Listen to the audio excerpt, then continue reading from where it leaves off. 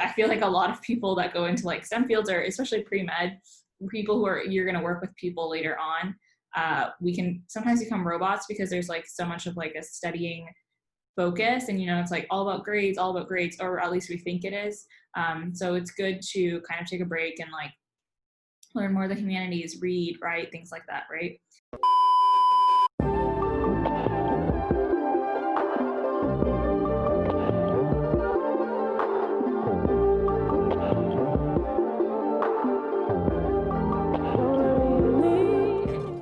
All right, so hey guys, thank you guys so much for coming back to my YouTube channel. I have 3 pre-meds here with me, and I also have another pre-med coming in the video later. We're just gonna do introductions.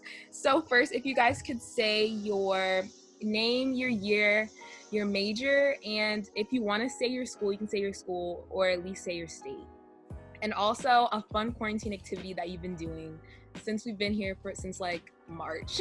So yeah. Okay, so my name is Varsha. I'm a rising senior. I'm actually a biomedical engineer, so engineering peeps, hi, what's up? Hey. I'm originally from Missouri, but I go to school in New York, so like that's a long distance.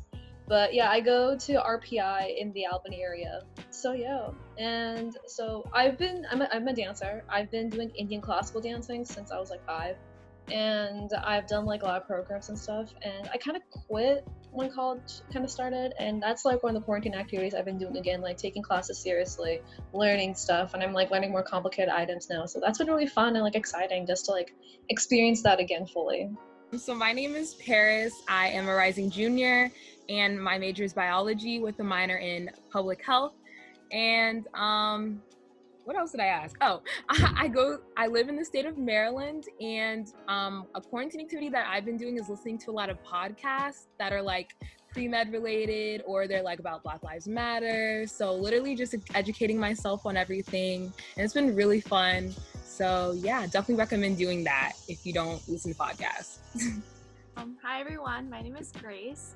I'm a rising junior, and then I'm a biology major and a writing minor.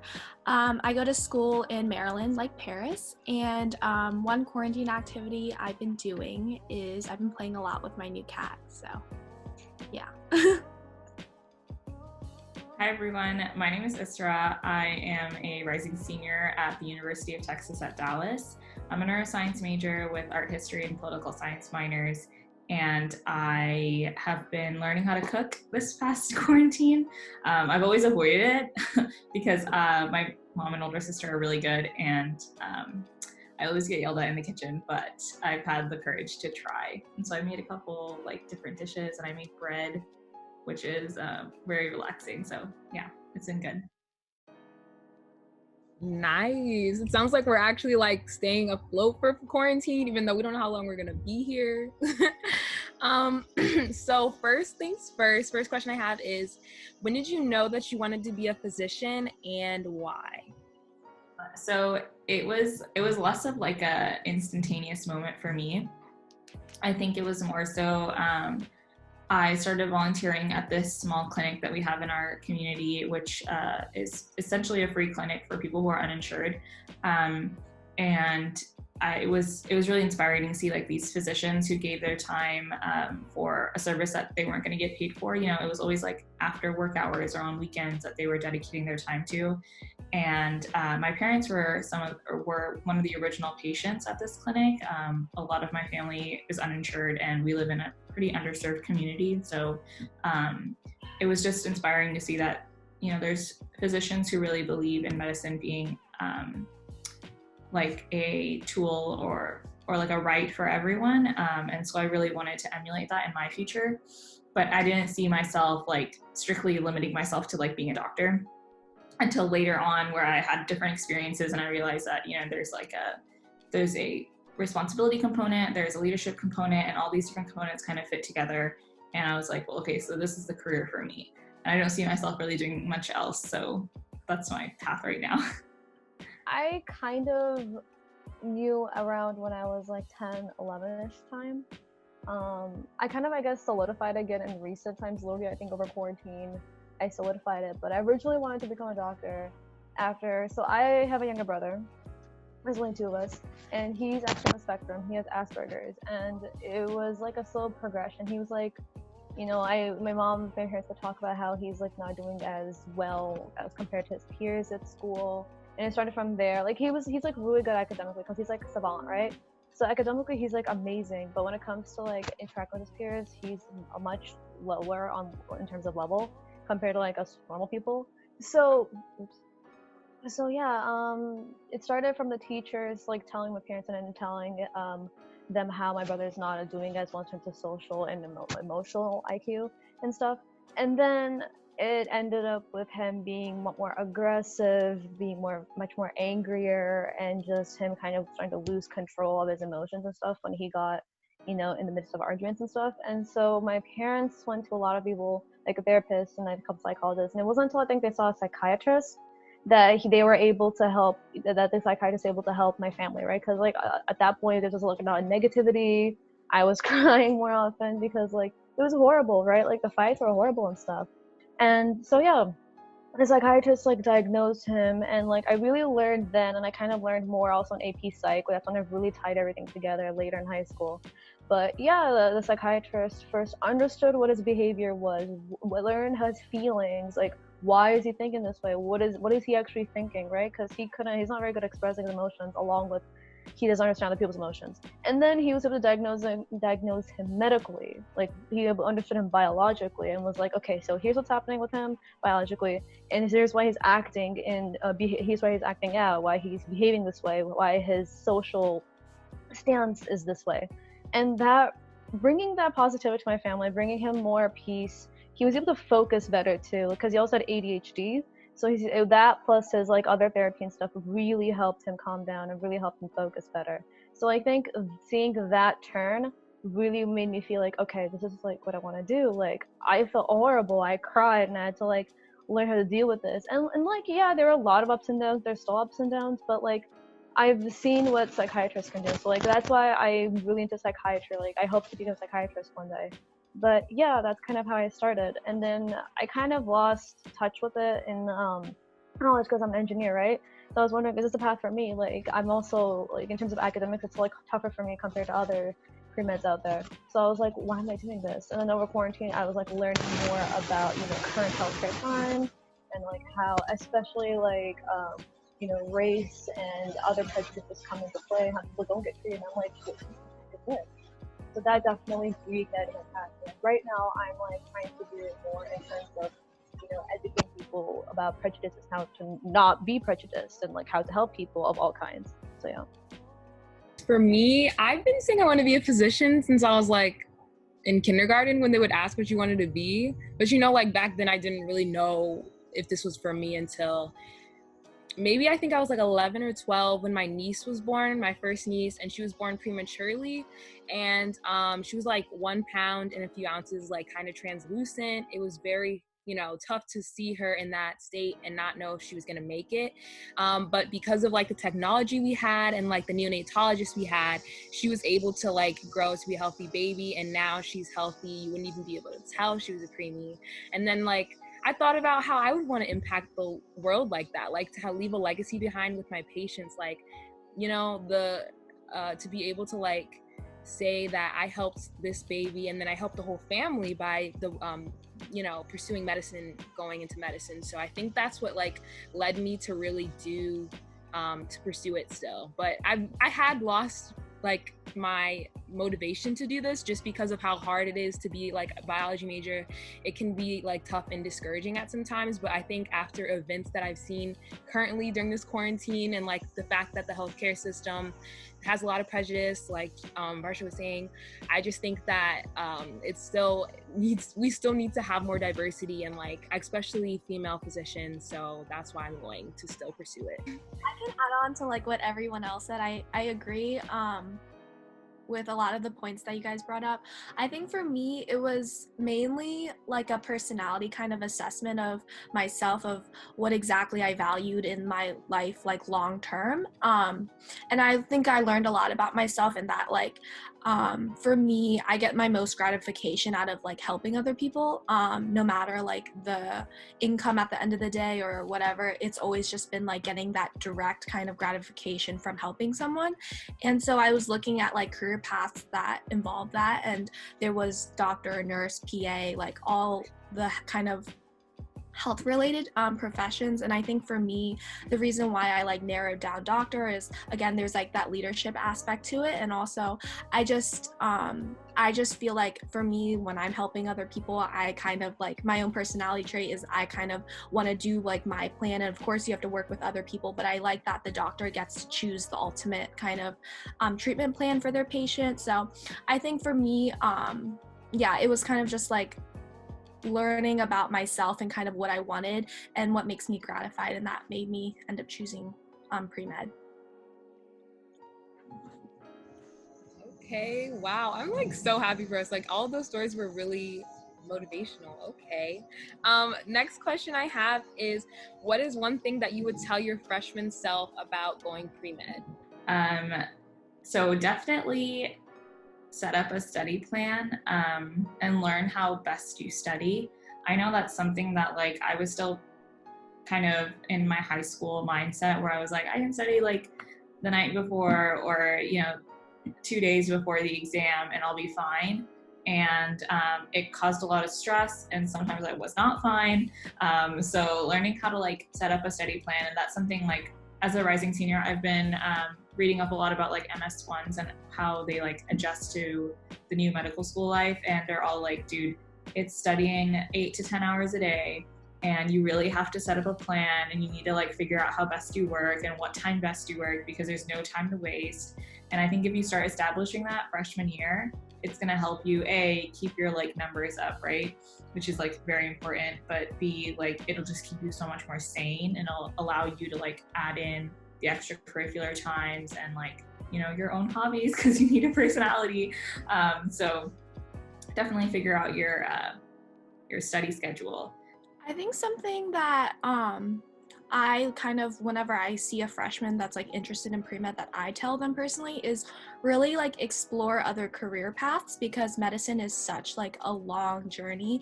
And at the end of the day, like when you've been studying like 8 to 10 hours a day, like you said, and you're wondering why you're doing this, you don't want to be in a position where you're questioning what other career paths do you want to do. You should be at a point where like, I've tried this and this, that didn't work, and medicine is like literally the only thing that I can see myself doing. At least for me, I think that's like a way that I keep myself motivated. I keep myself going during hard times, because I know that nothing else out there really is for me, even though like I could do it, it's not the perfect match. So I really advise like freshmen pre-meds to really, like, even though you are on the pre-med track, still like keep an open mind of what really interests you, because you don't want to be like a senior in college. I mean, it's totally fine if you change your major, but like you don't want to be a senior in college having to like change everything, because that does take a lot of money and time. So I think that's something to keep in mind.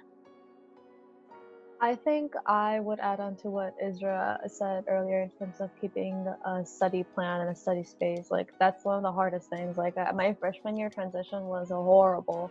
I was crying half the time, but I definitely got better. And like the other thing I would tag on to that is, if you need help, go get help. Like, there is the main, I don't know what other schools call it, but for my school it's called ALEC. It's like the Academic Learning something center. But like, they're the ones who like have all the tutors for your different classes. Go there, or go talk to your professors. Definitely go talk to your TAs. Like, that's what I would say. Just go talk and get the help you need, even if that means going to a counselor. Like, I ended up going to a counselor and the end of my sophomore year, and that made such a big drastic improvement. Like, if you take two of my semesters, they're just polar opposites, simply because I went to go see a counselor, and like, he talked to me, and he didn't even say anything. Like, he didn't really give me advice. He just talked me through and then gave me a couple points to think about. That really made a difference in how I approached classes, and like how I guess, gave or put motivation towards studying for classes. So that's another thing I would say. Not only just have a study space, but if you know when you like figure out when you need the help, And don't be shy to ask. Go and ask until you have everything answered and everything is settled within you. Yes, I'm just gonna say snaps to that because that is so true.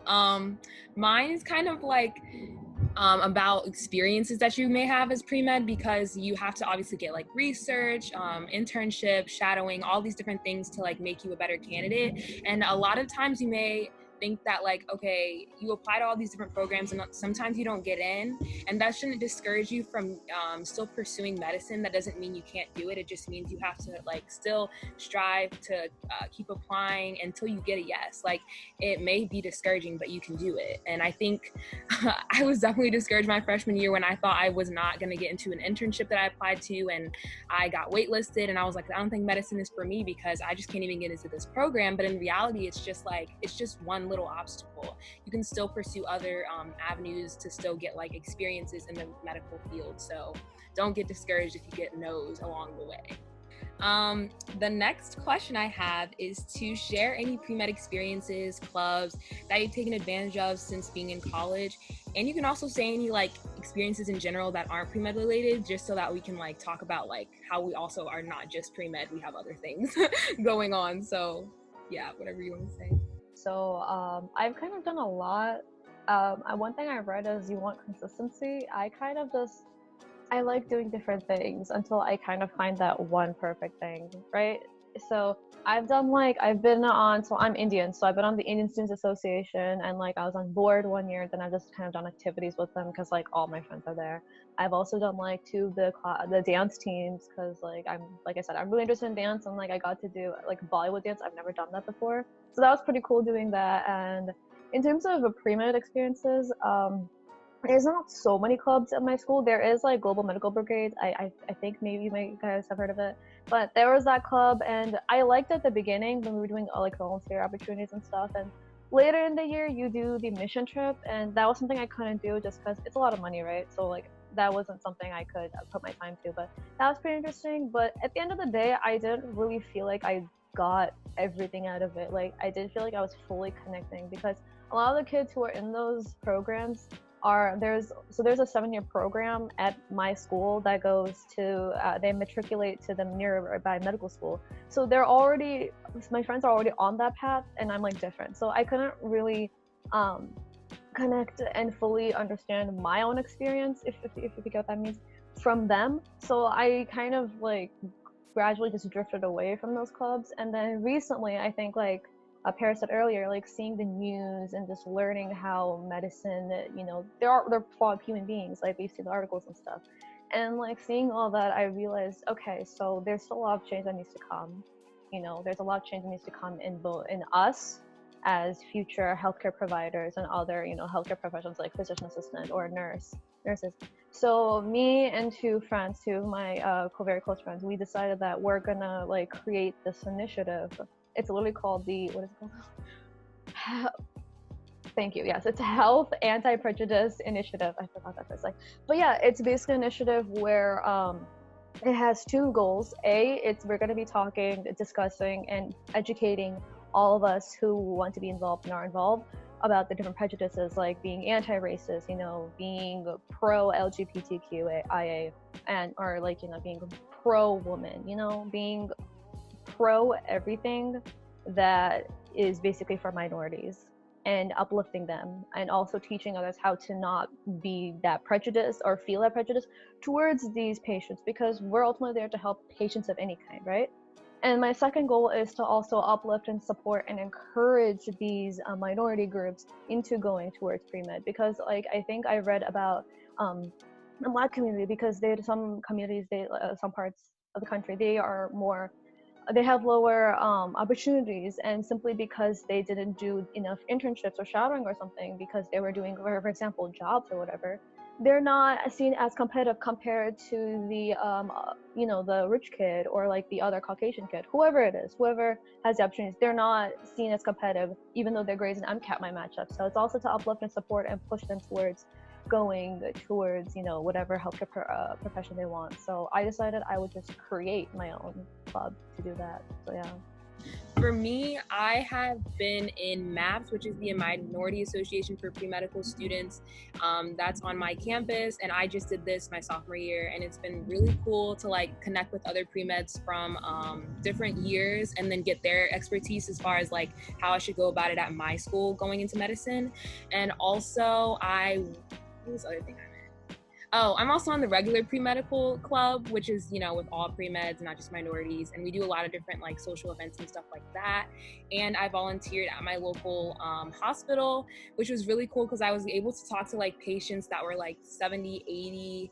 One person I talked to was 100 years old, and I got to talk to them about like life in general too. Like they gave me advice as like a 19-year-old on what to do with life. So like that was a really cool experience. But in terms of like outside of pre-med, I'm in a sorority called Sigma Lambda Gamma National Sorority Incorporated, and I'm the co-VP and academic chair of that sorority right now, so that's really cool. And I'm also in Honorables of Color, which is an honors club for minority students. And basically we are like a social gathering where we talk about different things that are happening around the world. We're just like a social like network so that we can all like comfort each other even during times like this. And I'm historian of that, so that's been really cool too. So I definitely think it's good to like reach outside of pre-med and do other things on campus. I actually don't have a lot of experience with like clubs on campus. I did definitely try freshman and sophomore year. I joined AED, which is Alpha Epsilon Delta. It's kind of like the pre-med honor society, and stuck with it for like 2 semesters, didn't really find my space there. It was kind of one of those clubs where they like told you however many hours of volunteering that you had to do every semester, and you had to attend XYZ meetings, and I just couldn't fit it into my schedule. But also like I found opportunities outside of it, which I wanted to give more of my time to. Like you mentioned, it was all about consistency, and so I found that it was just easier for me to do kind of like my own thing. And so yeah, that didn't really work out. I am part of the Honors College, which is really good because the Honors College at my university is very like, has lots of programs that are outside of like pre-med, and I learned a lot of new things. Like we have like this monthly meeting for English paper piecing, which is literally just like you put together like quilts from these tiny pieces, which is like fun to catch up with people for an hour lunch to do. But one of the clubs that really made a good significant like impact on my life is Symbiosis, which is something one of my friends started. It's like a club for where art and science kind of meet. And as an art history minor, that really appealed to me. And so essentially what we do is we're trying to create more curriculum on campus that combines the STEM fields with the humanities fields, so that this is a personal issue, but I feel like a lot of people that go into like STEM fields, or especially pre-med, people who are, you're going to work with people later on, we can sometimes become robots because there's like so much of like a studying focus, and you know, it's like all about grades, or at least we think it is. So it's good to kind of take a break and like learn more of the humanities, read, write, things like that, right? And so that's a really cool club. But outside of that, I volunteer at that clinic that I was talking about a little bit ago, and I've done some hospital volunteering. Definitely recommend working with older people, especially as the population is aging in the United States. You want to be comfortable with geriatric care. But yeah, so it's okay if like clubs don't work out for you. That's like my end point because, you know, it doesn't always have to be about like school organizations. You can kind of like find your community elsewhere too. Yeah, other than like my clinical and research experiences, I think like the experience that I'm most passionate about, I guess, is a organization that's kind of sponsored by our school. It's a service organization, and what I liked about this service organization was there's like different community partners, or like different service sites. So volunteers, as long as they apply to our program, they can basically choose what kind of service they want to do. And I think that's really important because I think once you like commit to a club and maybe you don't like that kind of service, you kind of get a bad reputation, or you kind of get your own kind of perception of what service is. And I think service can come into so many different forms. It could be tutoring at a middle school. It could be like working at a campus pantry. But I think something else is like you could be helping with like plucking weeds at like the local national park. Like I think that's really important. And I think through this organization I really learned that service doesn't have to be just like helping kids or helping elderly people. I think as long as in your own way you can kind of identify what makes you passionate about service learning, I think that's what this organization provided for me at least. And I kind of now I'm in a leadership position in this org that helps me do that for other people. So I think that's something that was really meaningful for me, because it was a experience where I could help mentor other people too, where I could kind of provide insight on how they could connect their service organization experience to kind of professional development, where they can connect it to maybe they want to be a doctor, maybe they want to be a lawyer, maybe they want to be a teacher, how they can connect kind of those experiences later on in life. So I think that was a really rewarding experience for me. Hey guys, so while I was editing this video, I realized it was going to be super long, so I did it in 2 parts. This is only part 1, and part 2 will be uploaded next Sunday, so be on the lookout for that. And if you haven't already, please like, comment, and subscribe so you can see when the next video comes out, because I hope you found this informative and interesting if you are going into pre-med or if you're pre-med currently. And be on the lookout for the next video. Thank you guys for watching, and see you next Sunday. Bye!